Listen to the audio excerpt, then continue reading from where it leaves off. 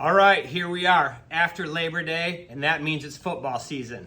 College football just got kicked off this past weekend. Go Blue. And now we're getting ready for the NFL season to kick off.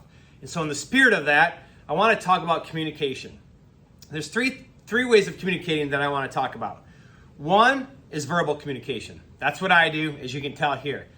I like to verbally communicate. I'm not a written communicator, right? If you get me in front of a group of people, give me a microphone, and I don't need to be prepared. I can go off the cuff. I can talk and cast a vision and talk about all the things that I want to talk about fairly easily for me, as I've been doing it for so long.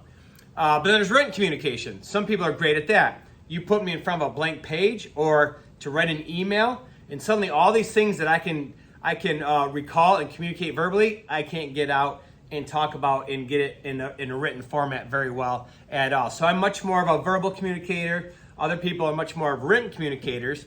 I want to talk about the third kind of communication. And to do this, I'm going to put on my new Lions hat. So let's talk about Dan Campbell, head coach of the Lions, right? If you've been watching Hard Knocks at all, which is the behind-the-scenes look on HBO of the Lions, you've got to see a lot of Dan Campbell.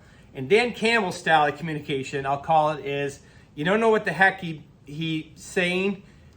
What he says doesn't actually make sense, but you know exactly what he means, all right? So this started at Dan Campbell's first press conference when he talked about the kind of team he was going to build with the Lions, and he talked about if they got knocked down, they were going to bite you in the kneecap on the way up, and if they knocked him down again, they're going to bite off the other kneecap. And we all knew what he was conveying was they were going to be gritty and tough and never give up. It didn't make sense what he was saying, but we all understood it.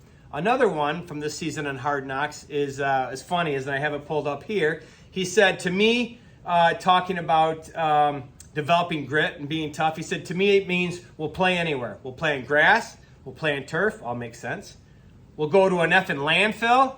I don't think that makes sense. They're playing NFL games in a landfill. But his point is, we'll play you anywhere. Home and away, what time, doesn't matter. He said, doesn't matter. You have one ass cheek and 3 toes. I will beat your ass. Excuse my language. But what does that mean? One ass cheek and 3 toes. I don't know who has that. And if you have it, no offense to that. But we don't know what that means. But we know his point. We get his point, and especially the way I think Dan's a verbal communicator. I have not met him, but I'm pretty sure he's a verbal communicator. Maybe he can write really well too. I don't know, but a good verbal communicator. But he's one of those people, we've had leaders here at Service Express where what they say, if you break it down, doesn't actually make sense, but you know what they mean. And this is a key part to communication. As a leader, how do you make people feel? Do they get what you mean? And are they willing to go out and ready to go out and execute an attack on that vision? It doesn't have to make sense. It doesn't have to be perfectly said. It just needs to be perfectly understood. And I think Dan Campbell has that down. So I'm ready for the Lions season. I'm excited to see what they have. I'm still a Lions fan. People sometimes wonder that because I talk about the Steelers so much, but I'm still a Lions fan. However, just so you know, it's still Go Steelers, baby. We got Mitch Trubisky starting. We got Kenny Pickett waiting in the rings to go, quarterback of the future. I'm excited for them as well. I'll have both TVs going with Lions gear and Steelers gear. Ready to rock. I'm wearing my old school Steelers t-shirt here, given to me by a good friend of mine, the big Canadian, Ryan Swayze. He's not with us anymore. Tragically, we lost him to cancer about 3 years ago. F cancer. But he got me this t-shirt because he was a Redskins fan, and every year we would bet on who would have the better record, the Steelers or the Redskins. I miss those bets because I always won, and I miss Swayze even more. But it's time for the NFL season. It's time to support your favorite teams. Look forward to a great season ahead and all the lessons it can teach us.